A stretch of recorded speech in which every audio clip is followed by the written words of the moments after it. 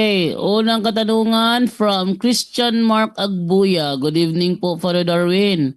Confirmation day ko po sa next week. Ano po ba ang dapat gawin after ma-confirm? Thank you and God bless. Magandang tanong yan. So, anong gawin after confirmation? So, isa sa mga importante mga kapatid na sakramento na dapat nating tatanggapin is sacrament of confirmation. Dahil nung bata pa tayo, di ba? Ah, nung bata pa tayo ay hindi tayo makasagot, no? At nung bata pa tayo, yung mga maninoy at maninay natin. So, anong dapat natin gawin after confirmation? Unang-una, lawakan natin yung kaalaman natin patungkol sa pananampalataya, Brother Jando.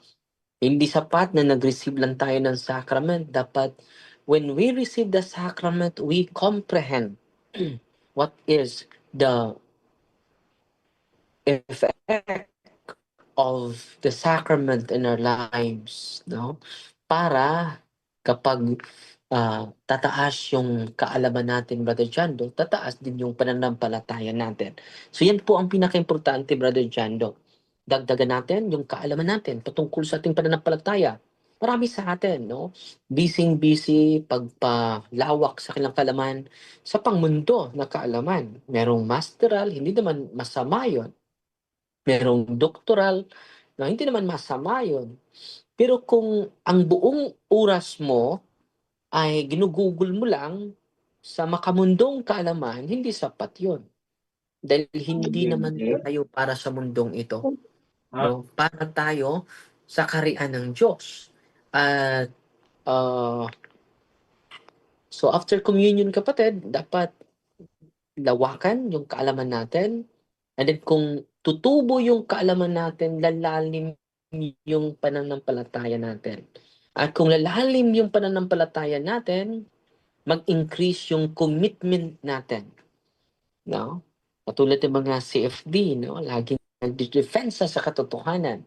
Sumasagot sa mga tuligsa sa iba't ibang mga pananampalataya. No? So, dapat pinaka-importante kapatid, dahil ah, hindi ka, kung hindi mo lalalimin yung pananampalataya natin, so ano din yung pag-ibig natin kulang. No? Kung kulang yung pag-ibig natin, kulang din ang ating commitment. So kung tutubo yung commitment natin, dahil tumutubo yung pag-ibig natin. Bakit tumutubo? At tumataas yung pag-ibig natin dahil pinalawak natin yung kaalaman natin. So, laging manood sa ganitong mga programa, kapatid. Dahil sa pamagitan nito, mga kapatid, the truth shall set us free always. And then, hindi lang sapat na mag-receive tayo ng sacrament of confirmation. So, every time magkasala tayo, punta sa sacrament of reconciliation. And then, magsamba lagi. Magsamba lagi. Dahil si Kristo yung source of graces, yung Eucharist po. No?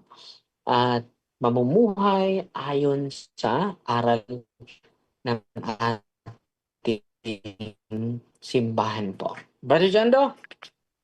Okay, next tanong naman dito naman is from Renz Carlo. Sabi niya, good evening, Father. Pwede ba ako mag-direct command sa deliverance prayers pamilya ko? Mm-mm. Pwede bro. Basta family members mo, lalo-lalo kapag ikaw yung tatay, pwede po. Basta, una, property mo. No? Yung itim na aklat ni Father Sikia, kuman yun eh. Kuman yun. Hindi yun intercessory. Dahil pwede gagamitin yon sa property mo. So, take note property mo. Hindi yung property ng kapitbahay mo. Hindi pwede yun. Pangalawa, no? Family member mo. Pwede. Yan po, pwede tayo makasagawan ng deliverance imperatively. Pero kung hindi po, no, intercessory po yung gawin natin. Father Jando? Okay, next tanong